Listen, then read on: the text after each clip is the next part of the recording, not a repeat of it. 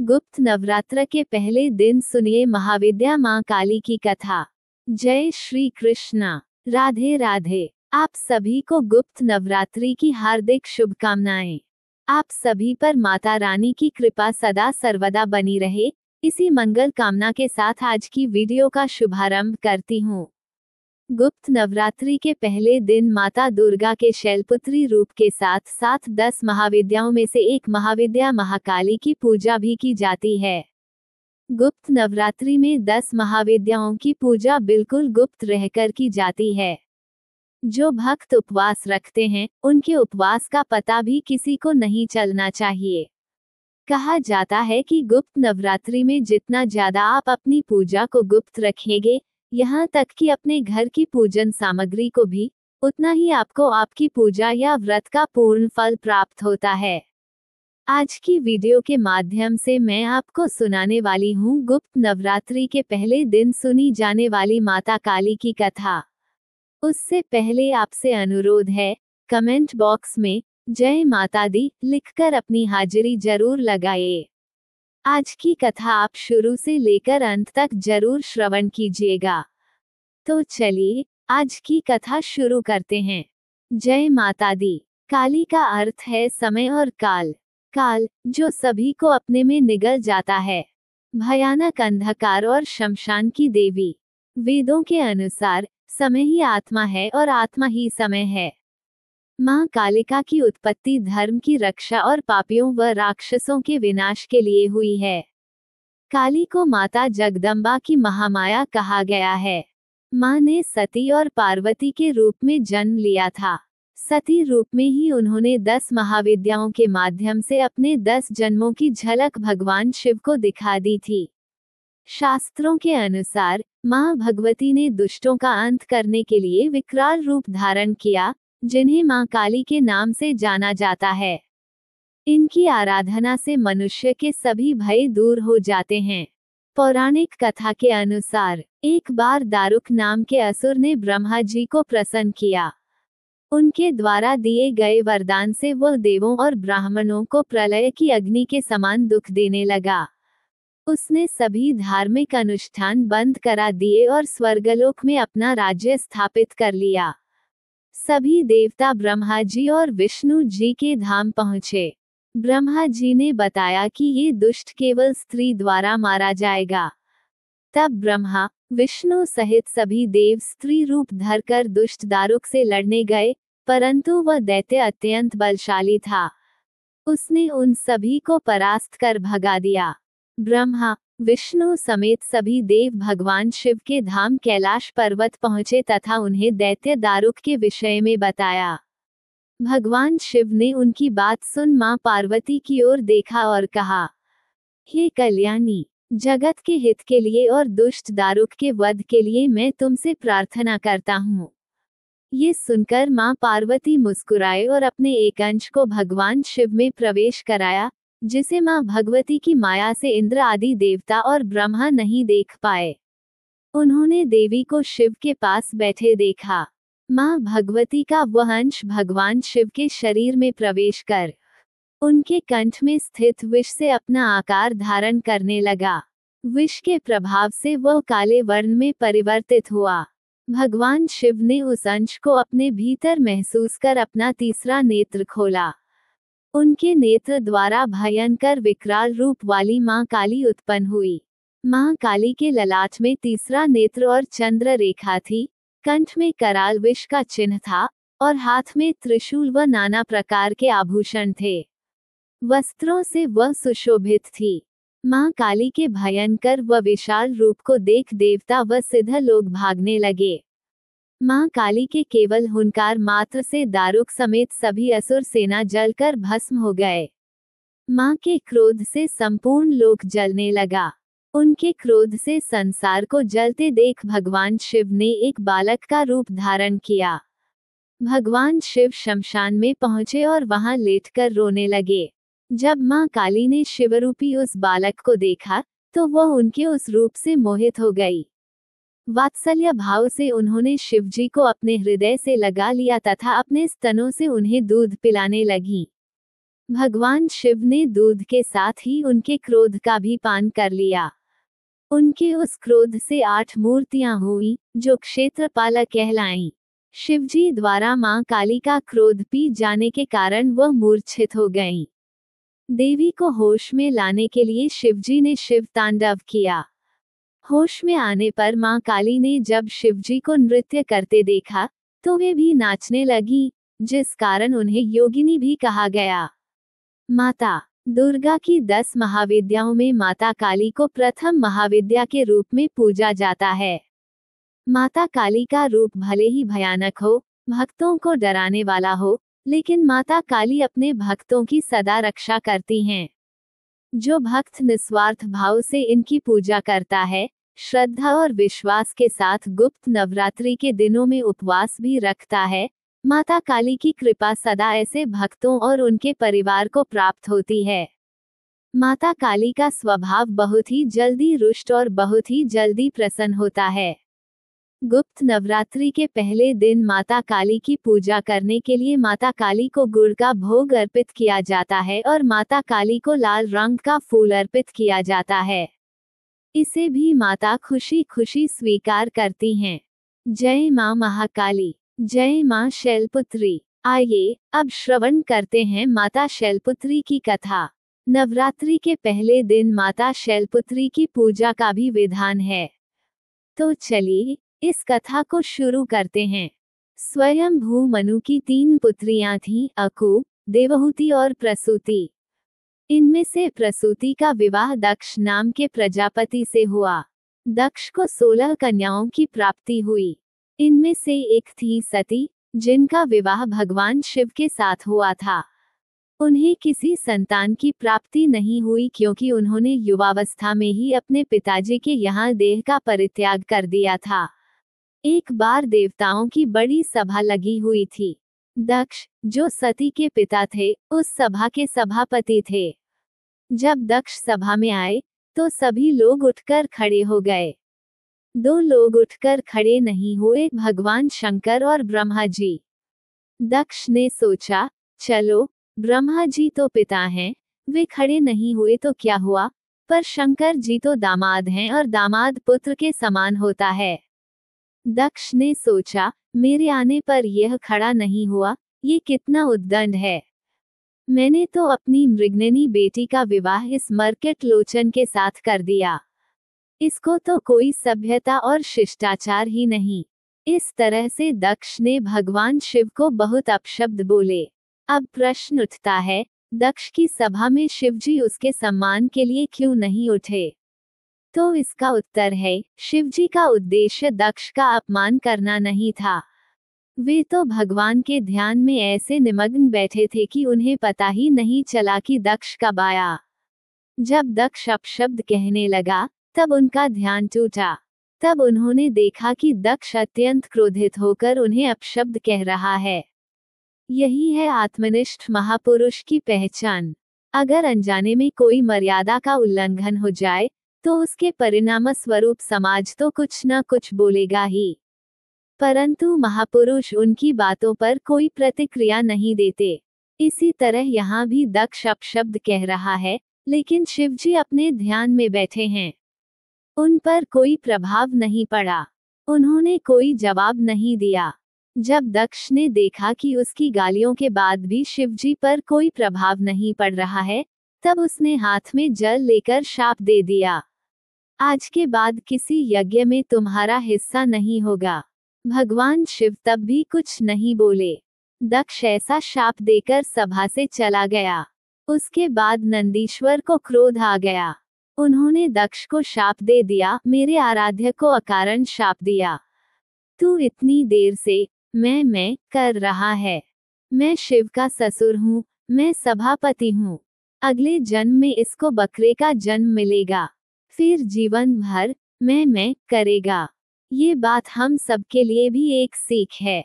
यदि हम ज्यादा मैं करते हैं, तो अगला जन्म बकरी या बकरा बनकर लेना पड़ेगा। नंदीश्वर ने दूसरा शाप ब्राह्मणों को दे दिया, तुम लोग दक्ष जैसे दुष्ट के यहाँ यज्ञ करने आए हो, तुम्हारी विद्या केवल जीविका के लिए रह जाएगी। तुमको ज्ञान कभी नहीं होगा। अब ब्राह्मणों के गुरु भृगु ऋषि बड़े क्रोधित हुए। वे बोले, हमने क्या किया? हमें तो अकारण ही शाप दे दिया। उन्होंने भगवान शंकर के गणों को शाप दे दिया, जितने भगवान शंकर के भक्त हैं सब पाखंडी हो जाएंगे, ना स्नान करेंगे, ना ठीक से पूजा करेंगे, भांग खाएंगे और हड्डियों की माला पहनेंगे। ये सब चीजें तामसी हैं। आज जो हमें शिव भक्त गांजा पीते, शमशान की राख लपेटे और हड्डियों की माला पहने दिखते हैं, वे शाप के कारण हैं। भगवान शंकर तो एकदम सात्विक हैं। क्या वे अपने भक्तों को इन तामसिक प्रवृत्तियों की अनुमति देंगे? उन्होंने अनुमति नहीं दी। ये तो भृगु जी का शाप लगा हुआ है। भगवान शंकर ने देखा शापा शापी बढ़ रही है, अब यहाँ से चलना ठीक है। उन्होंने गणों को संभाला और कैलाश चले गए। दक्ष के यज्ञ की शुरुआत। एक दिन दक्ष ने कनखल क्षेत्र में यज्ञ का आरंभ किया। उसने ऐसा दुराग्रह किया कि मैं विष्णु की तो पूजा करूंगा, पर शिवजी की नहीं। देवों ने उससे कहा, तेरा यज्ञ सफल नहीं होगा। फिर भी उसने दुराग्रह से यज्ञ किया। दक्ष ने भगवान विष्णु, ब्रह्मा जी और देवराज इंद्र को निमंत्रण दिया, पर शिवजी को निमंत्रण नहीं दिया। हरिद्वार में कनखल नामक स्थान पर यज्ञ का आयोजन हुआ। सारे देवता कैलाश पर्वत से होकर आ रहे थे, तो सती और भगवान शंकर को प्रणाम करके जा रहे थे। सती ने पूछा, कहाँ जा रहे हो? उन्होंने कहा, तुम्हारे पिता के घर यज्ञ है और तुम हमसे पूछ रही हो कहाँ जा रहे हो। देवता चले गए। इधर सती ने भगवान शंकर से प्रार्थना की। कहती हैं, प्रभु, आपके ससुर के यहाँ इतने बड़े यज्ञ का आयोजन हो रहा है। ये भी कह सकती थी कि मेरे पिता के यहाँ यज्ञ हो रहा है। अर्थ दोनों के एक ही हैं। लेकिन सती कहती हैं, आपके ससुर के यहाँ, जिससे आपका संबंध ज्यादा जुड़ जाए, तो शायद आप चल पड़ें। बोलने की चतुराई देखिए। भगवान शिव मौन हैं। वे जानते हैं क्या घटना हुई है। बताने से सती को सिर्फ दुख ही होगा। सती कहती हैं, निमंत्रण नहीं मिला, इसलिए शायद आप जाना नहीं चाहते हैं। शास्त्रों में विधान है, गुरु के यहाँ, पिता के यहाँ और मित्र के यहाँ बिना निमंत्रण के भी जा सकते हैं। जब सती भगवान शिव को शास्त्र का विधान बताने लगी, तो भगवान शंकर को हंसी आ गई। भगवान शंकर सोचने लगे, सारे संसार को उपदेश मैं करता हूँ, आज ये सती मुझे शास्त्र का विधान बता रही है। शिवजी ने सती को समझाया, देवी, तुम ठीक कहती हो।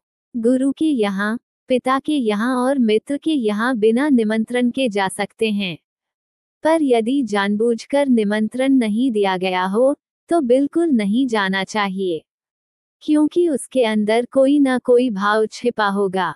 वहां जाने से भलाई नहीं होगी। मेरी सलाह है, तुमको अपने पिता के यहाँ इस समय नहीं जाना चाहिए।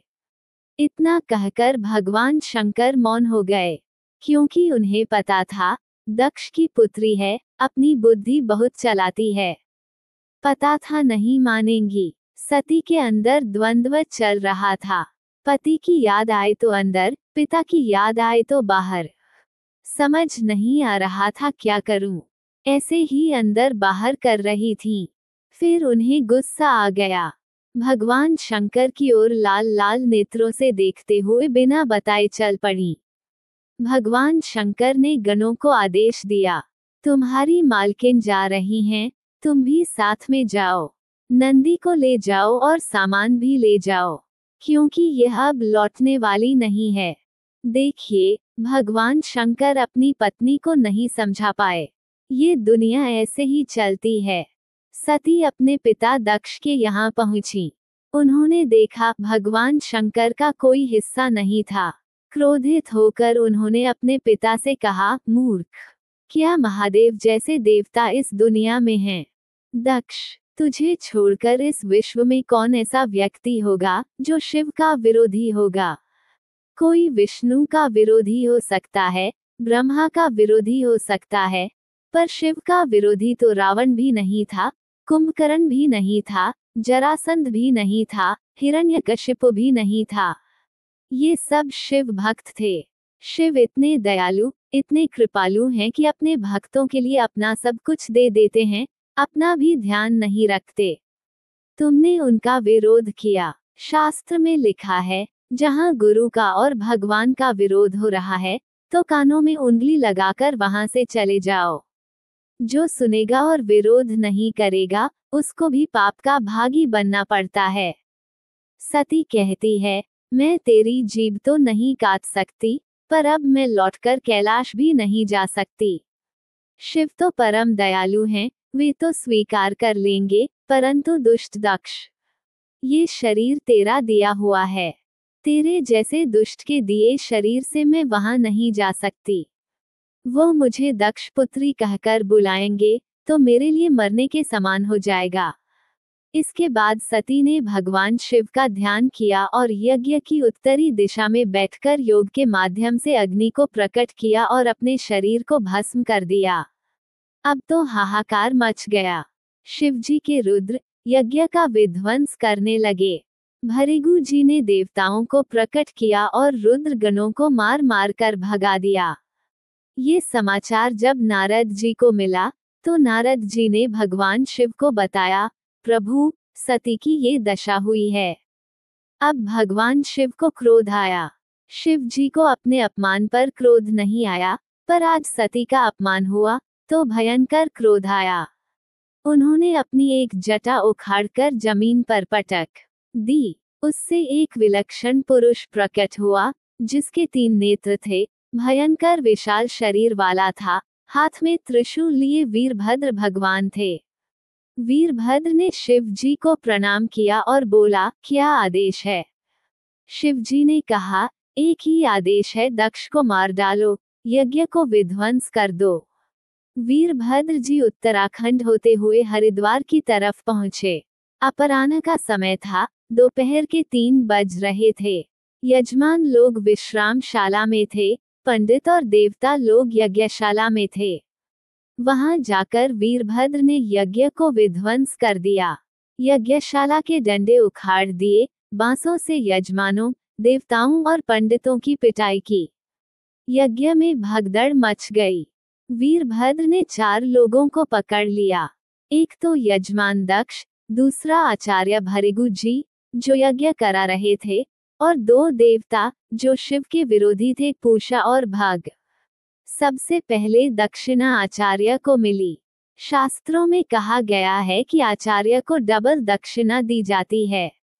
उनके दाढ़ी और मूंछ एक साथ उखाड़ दिए, क्योंकि वे अपनी बड़ी बड़ी दाढ़ी फटकार कर शिव जी को सजा देने के लिए इशारा कर रहे थे। अब पूषा के दांत निकाल दिए गए, क्योंकि जब दक्ष शिव जी को गाली दे रहा था, तो पूषा अपने बड़े बड़े दांत निकालकर हंस रहा था। इसका अर्थ है कि यदि हम अपने शरीर की किसी भी इंद्रिय का उपयोग दूसरों के अहित के लिए करेंगे, तो वह अंग बेकार हो जाएगा। पूषा ने दांतों का दुरुपयोग किया। भग देवता की आंखें निकाल ली गईं, क्योंकि वह दक्ष को आंखों से इशारा कर रहा था, और गाली दो और गाली दो। अब वीरभद्र ने दक्ष के गले पर तलवार मारी, पर वह मरा नहीं। वीरभद्र ने भगवान शिव का ध्यान किया और दक्ष की गर्दन मरोड़कर तोड़ डाली, फिर उसके सिर को हवन कुंड में भस्म कर दिया। इस तरह से दक्ष का यज्ञ विध्वंस हो गया। विध्वंस इसलिए हुआ, क्योंकि यज्ञ धर्म की दृष्टि से नहीं था, ये तो शिव जी के अपमान के लिए था।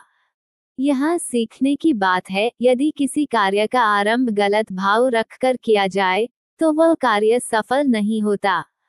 ऐसे बहुत से काम होते हैं, जो बाहर से देखने में धर्म का काम लगते हैं, पर उनका उद्देश्य गलत होने से वे अधर्म के काम बन जाते हैं। यज्ञ विध्वंस होने के बाद ब्रह्मा जी सभी देवताओं को लेकर शिव जी के पास पहुंचे और उनसे प्रार्थना करने लगे। भगवान शंकर के पिता हैं ब्रह्मा जी। शिव जी बोले, पिताजी, आप प्रार्थना मत करिए, आप आज्ञा करिए कि क्या करना है। ब्रह्मा जी ने कहा, देखो, यजमान को जीवित कर दो। दक्ष यज्ञ पूरा किए बिना मर गया है।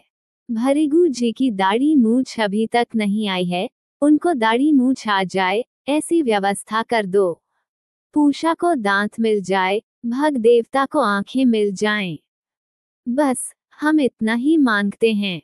भगवान शिव हमेशा अपनी मस्ती में रहते हैं। बोले, अभी कर देता हूँ, इसमें कौन सी बड़ी बात है। अपने एक गण को बोले, किसी बकरे का सिर काट कर ले आओ। बकरे का सिर ही क्यों मंगाया, हाथी का, शेर का, किसी का भी मंगवा लेते। भगवान शिव ने सुना था कि नंदीश्वर ने दक्ष को शाप दिया है कि अगले जन्म में ये बकरा बनेगा।